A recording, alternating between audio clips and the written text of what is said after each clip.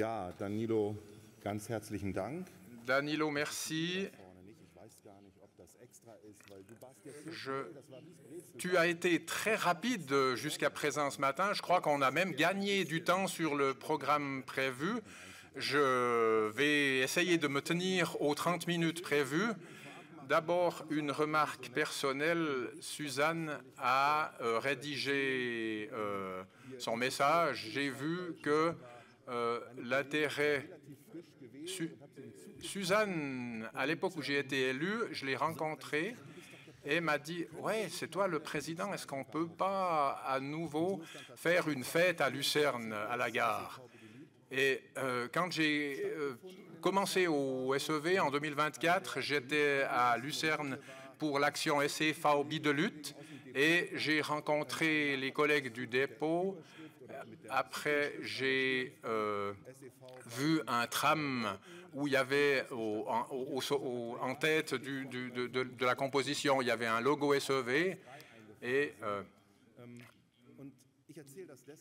je vous raconte ça pourquoi? Parce que une chose qui, dans notre maison SEV, m'a toujours influencé positivement, impressionné positivement, c'est le sentiment d'être une famille, le sentiment d'être pris au sérieux, le sentiment que quand on distribue des badges ou des flyers dans les gares, ou le 1er mai, ben, tout le monde, tous les collègues, ou presque tous les collègues, se réjouissent de nous voir.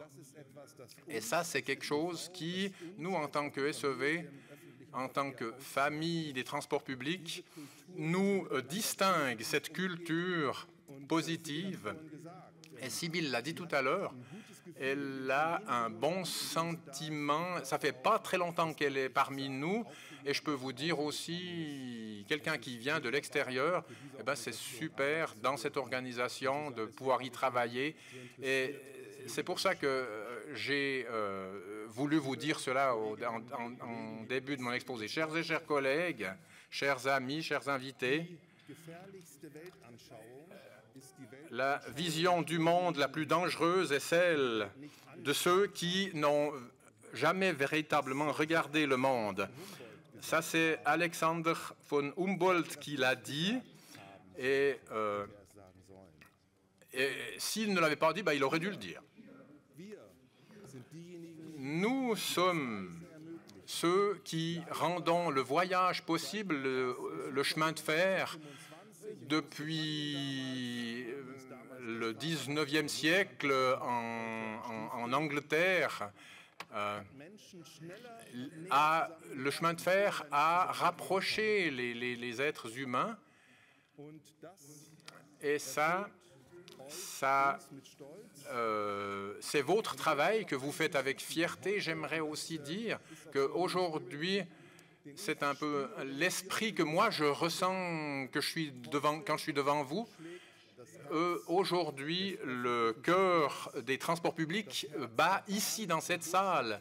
Le cœur, que ce soit sur rail, les bus, les trams ou les bateaux, c'est ici dans ce cours-salle à Berne. Vous êtes là, nous sommes le transport public dans cette salle, chers et chers collègues.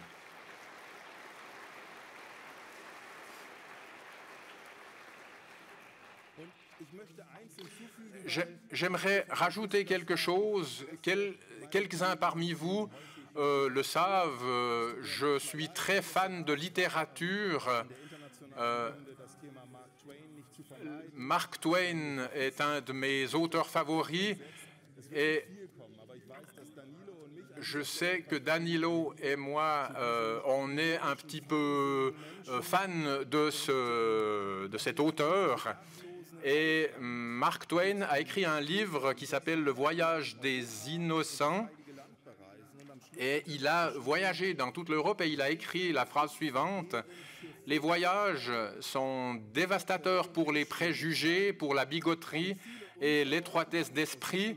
Beaucoup de nos concitoyens en ont grand besoin pour ces raisons précisément. On ne peut pas acquérir une vision globale saine et bienveillante des gens et des choses en passant sa vie à végéter dans un petit coin de la planète. » Chers et chers collègues, on essaye de convaincre nos politiciens qui croient qu'on peut économiser dans le trafic voyageur régional ou bien dans les marchandises, où on peut mettre des mesures d'économie, menace de mettre des économies. On doit leur dire, allez à l'étranger pour voir comment ça se passe. Lorsqu'on a mis ce genre de politique en place, Martin, je suis désolé, mais on est aussi, moi aussi, j'ai un abonnement pour les chemins de fer allemands. Quand on voyage en Allemagne, c'est franchement le Far West par rapport à la manière dont ça s'organise en Suisse. Madame Keller-Sutter ne doit pas détruire le rail en Suisse. On n'a pas à économiser, quel que soit son prix.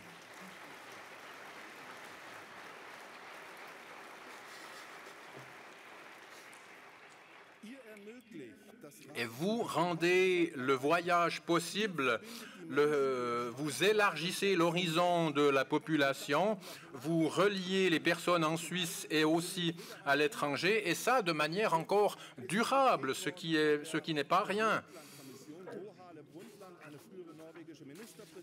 Un ministre norvégien avait un mandat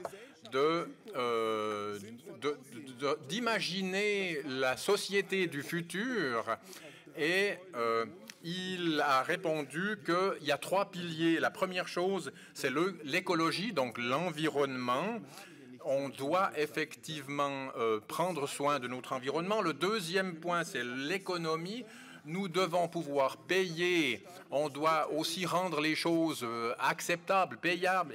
Et le troisième élément, c'est l'élément social. Ça veut dire que toutes les personnes doivent être traitées de manière égale. Et ces 3 piliers, ce sont les 3 piliers que Mme Keller-Sutter et beaucoup de politiciens en Suisse et dans l'Union européenne ont, semble-t-il, oublié. C'est vraiment notre rôle de leur rappeler que ces 3 piliers sont les piliers de la durabilité dans notre société et dans notre monde.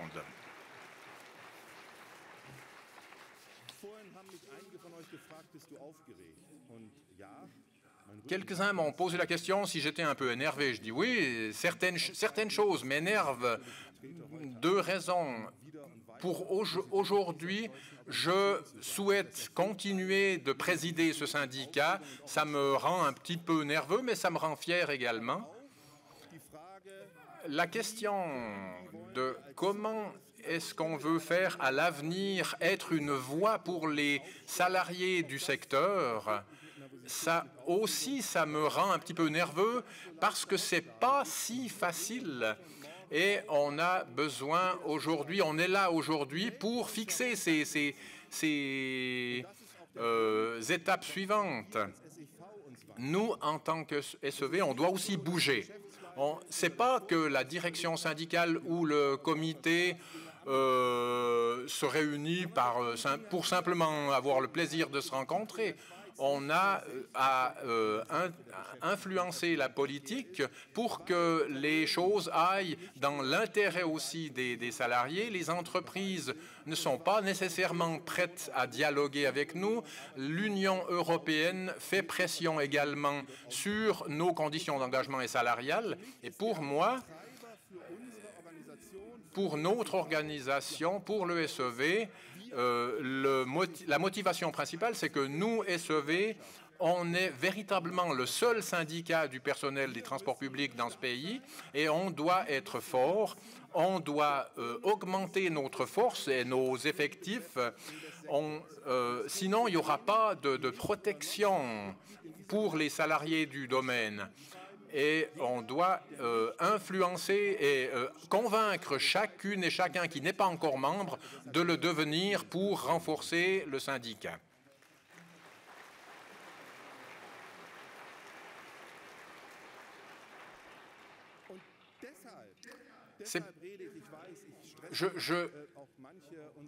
Je sais que je stresse quelquefois les collègues de certaines sous-fédérations quand je parle qu'on doit être capable de mener des campagnes, on doit être capable d'augmenter nos effectifs de membres, mais c'est ma conviction absolue et profonde qu'on doit être une organisation capable de mener des campagnes, d'obtenir des résultats et des succès, c'est ça. On ne le fait pas simplement pour nous, on le fait pour le système transport public en Suisse, on le fait pour la mobilité. C'est un droit fondamental. La mobilité fonctionne aussi sans l'automobile. Quand je regarde avec les Allemands, Martin, tu le sais, tu me dis on n'a pas besoin d'auto. C'est vrai qu'on peut presque partout se rendre en transport public en Suisse. Et ça, c'est super. Et les marchandises, de la même chose, même manière. Les marchandises doivent être transportées par rail parce que c'est plus sûr, parce que c'est plus écologique et c'est plus économique. Le trafic marchandises doit être priorisé, privilégié. Vous et moi et nous payons les impôts, nous payons les autoroutes et nous contribuons à faire circuler des camions dont les chauffeurs sont engagés à de viles conditions de travail et ça, on doit le combattre, chers et chers collègues.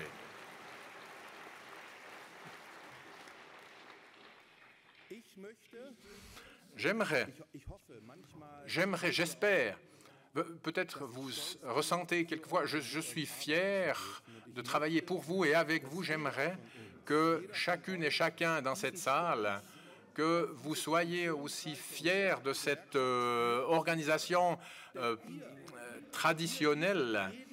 C'est vous qui produisez ces activités liées à la mobilité et une mobilité qui soit écologique, qui soit payable. Et j'ai parlé à Martin et j'aimerais maintenant parler à mon collègue autrichien. On est un petit peu le phare au niveau en Europe. Je me souviens des discussions précédentes où on me demandait comment vous vous positionnez en Suisse sur l'ouverture du trafic voyageurs international. Et mes collègues européens ont dit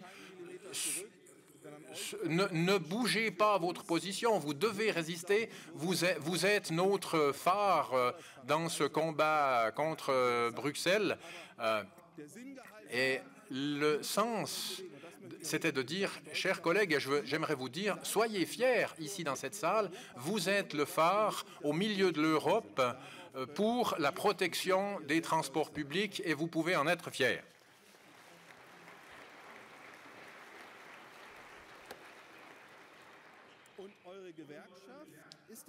Votre syndicat, c'est le garant aussi que vous puissiez le faire à des conditions acceptables en termes d'engagement et de salaire. Nous avons actuellement les discussions barres au CFF. On a les discussions avec l'avenir du rail et des marchandises. Les thèmes ne manquent pas, nous allons les empoigner.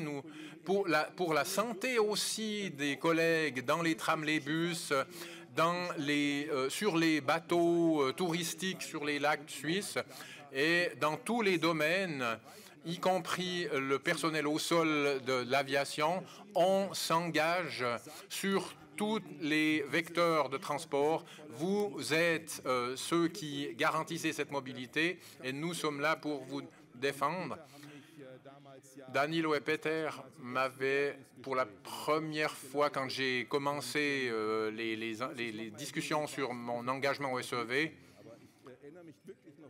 je me souviens vraiment que vous m'avez demandé, Mathias, qu'est-ce que c'est ta vision politique syndicale? Et j'ai répondu la phrase de Helmut Schmidt qui dit « Celui qui a des visions, il faut qu'il aille chez le Toubib ». Mais où est-ce qu'on veut aller au point de vue syndical? notre objectif. J'espère qu'ensemble, on a essayé de trouver des solutions. On en a trouvé, j'espère aussi, sur ces 2 dernières années. Puis on a aussi transporté un certain nombre de valeurs. Sybille en a parlé tout à l'heure, la valeur du respect. Nous nous respectons les uns les autres, on discute les uns avec les autres, on ne parle pas à côté et ça signifie à l'interne aussi, donc pour le SEV, mais ça vaut aussi par rapport à nos partenaires sociaux, les employeurs, ça vaut aussi pour la politique. Nous vous respectons, mais nous voulons aussi être respectés. Ça marche absolument dans les 2 sens. La deuxième chose, c'est la transparence. J'ai vu Fritz Henny, j'ai entendu son dernier discours lors de son assemblée. Fritz a dit, ouais, même il y a des fois où on doit dire des choses pas très agréables. Et un social-démocrate a dit il faut dire ce qui est. Et ça, c'est vrai chez nous, au SEV. Je suis très favorable à cette phrase-là. C'est vrai qu'on ne doit pas se taire. Si quelque chose ne va pas, si on voit quelque chose qui ne joue pas, eh bien, la transparence, c'est de dire qu'on se regarde dans les yeux et on sait qu'on peut aussi se dire les choses, chers collègues. La transparence, on vous la doit. Ça veut dire qu'on doit aussi quelquefois communiquer des choses pas très faciles, pas très simples. Il n'y a aucun syndicat, ni le SEV, ni un autre syndicat ne peut que gagner. On va aussi souffrir de défaites, on va aussi enregistrer des défaites. On est toujours bien positionné aujourd'hui, mais effectivement, dans chaque discours du 1er mai, je dis la convention de l'OIT n'est pas si ancienne, de 1918. C'était un président américain qui avait la première convention de l'OIT qui a été signée, c'était sur les 8 heures par jour, le travail 8 heures par jour. Et alors, est-ce qu'on a eu partout ce droit? On parle de la Suisse, on ne parle pas d'une république bananière quelconque. C'est encore vraiment un autre monde. C'est pour ça que nos débats, nos combats ne sont pas terminés, ils vont continuer. On doit se regarder aussi en disant où est-ce qu'on est bon, où est-ce qu'on est moins bon et s'améliorer. La solidarité, c'est une valeur qui, pour moi, on laisse personne de côté, que ce soit à l'interne ou à l'externe. Et ça vaut, on peut dire, c'est l'ADN du syndicat, la solidarité. C'est un autre mot pour désigner le syndicat, mais il y a aussi d'autres solidarités. Nous sommes une association solidaire et on travaille les uns pour les autres. Permettez-moi de parler aussi de démocratie. La démocratie, je ne suis pas effectivement citoyen suisse et la démocratie, en parler en Suisse, si on parle de ça, on est un petit peu regardé de travers. Mais malgré tout, permettez-moi une chose. La démocratie en Suisse, on a finalement reçu cette démocratie des USA. Notre constitution est inspirée de celle des États-Unis. Quand on voit ce qui se passe aujourd'hui en Amérique, aux États-Unis, si vous vous souvenez de ce que je viens de dire, Rosa Luxembourg, qui a dit la liberté, c'est pas seulement la liberté des autres, Mais aujourd'hui, on parle aux USA de manière absolument différente. Un collègue syndicaliste a été mis en prison l'autre jour à San Francisco, et ça, c'est la fin de la démocratie, chers collègues.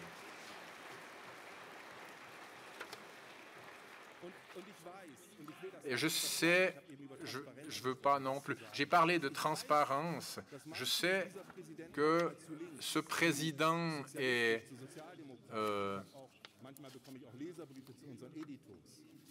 je reçois quelquefois des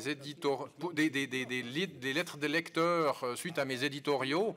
Je pense que la démocratie est indispensable et j'aimerais, permettez-moi une chose, je ne vais pas parler trop d'Allemagne. Aujourd'hui, je suis en Suisse, mais j'ai un peu la chair de poule quand je vois certains films, mais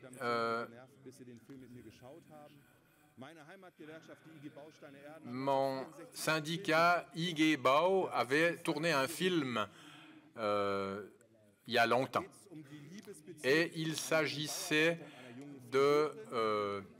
d'une aventure, d'une histoire d'amour entre deux salariés en Allemagne et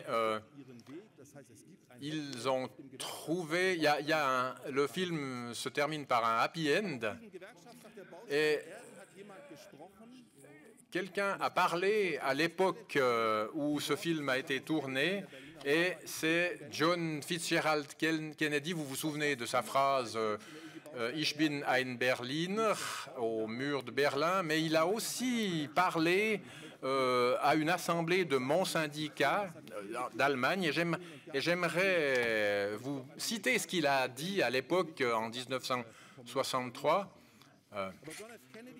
John F. Kennedy a dit ce jour-là, il a parlé donc en anglais bien entendu, mais je ne suis pas étranger aux manifestations syndicales. Je me sens aujourd'hui tout à fait chez moi. Ce n'est pas un hasard que l'objectif principal du mouvement communiste a été la destruction du mouvement syndical libre. Si le mouvement syndical libre est détruit, la démocratie l'est également. C'est pour ça que ce que vous faites dans ce pays pour préserver la liberté, la contribution que vous apportez pour améliorer le bien-être de votre peuple, le sentiment de responsabilité que vous avez non seulement vis-à-vis de vos membres, mais aussi le sentiment de responsabilité vis-à-vis de l'ensemble du mouvement pour la liberté. Aussi longtemps que cela existera, le monde pourra regarder l'avenir avec de l'espoir. La société libre, c'est le meilleur mode de vie pour les gens. Ils peuvent y vivre en paix, non seulement la nuit, mais aussi le jour, jouir d'un niveau de vie en croissance. C'est pour cela que nous voulons la liberté, nous voulons développer une société libre et progressiste dans laquelle, par le biais des syndicats, les fruits du progrès, les fruits de la production peuvent être distribués de manière égale et équitable à la population, et ce, par le peuple lui-même. Fin de citation. Est-ce que vous pouvez vous imaginer aujourd'hui que l'actuel président des USA dirait ça devant un congrès ou un congrès d'UNIA? Est-ce que tu pourrais t'imaginer que Donald Trump viendrait prononcer ces paroles? Et c'est risible, mais c'est tragique en définitive, parce que ce qu'on devrait faire en Suisse ou aux USA ou en Europe ou dans le monde, on est évidemment on est de l'avis que le syndicat a le mandat de la société de conserver un niveau de vie pour toutes et tous.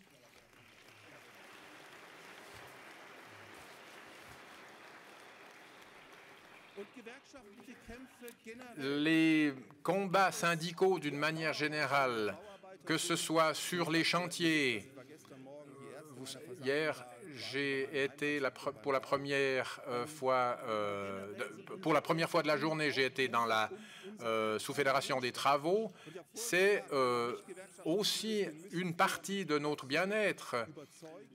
On doit convaincre les gens d'adhérer à ce syndicat parce que ces 40 dernières années, les syndicats ont perdu des plumes ces 40 dernières années. Mais en même temps, notre part à l'évolution de la société a aussi diminué. Et on nous a dit que le capitalisme va nous apporter la prospérité, mais en définitive et en réalité, ça diminue. Et il y a des répartitions de bas en haut et il faut qu'on redevienne fort pour renverser cette tendance.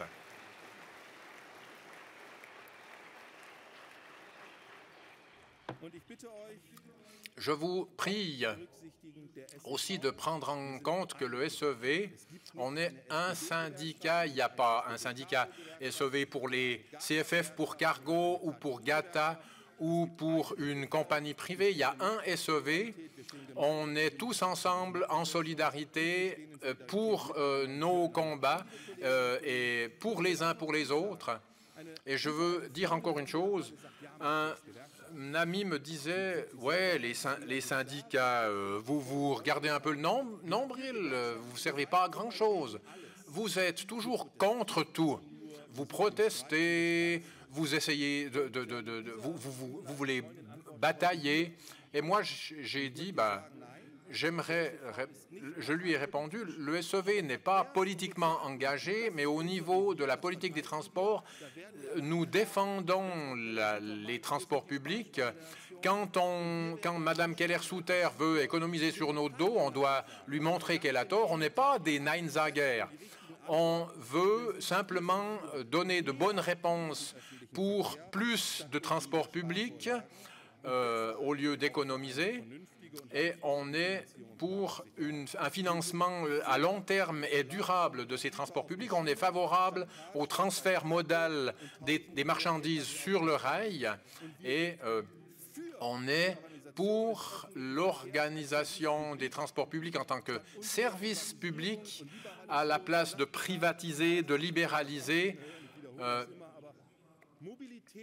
La mobilité en Suisse, c'est un principe et c'est un droit fondamental. Et le droit fondamental doit être financé par la collectivité. C'est un service public. Et je le considère comme un service public. Ça détermine que c'est un droit fondamental et que c'est la base pour une vie de qualité. Et vous travaillez pour cela, mais ça doit être financé, ça doit être payé et ce n'est pas l'endroit où il faut économiser.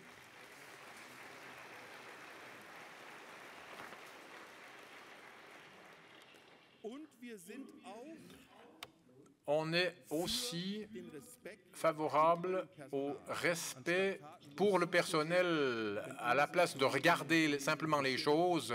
Lorsque nos collègues se font insulter ou attaquer dans les transports publics, nous ne pouvons pas l'accepter, nous ne voulons pas le tolérer.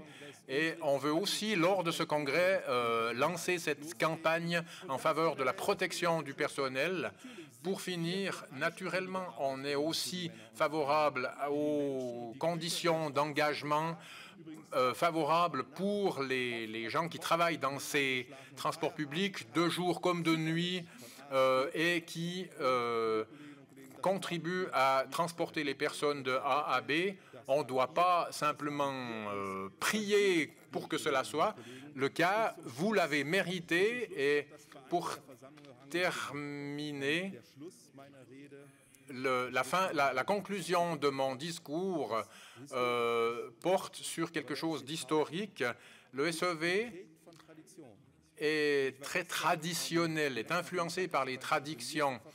J'étais chez les retraités hier. Permettez-moi, pardonnez-moi, j'ai été un petit peu attaqué ou enfin critiqué pour certaines choses, mais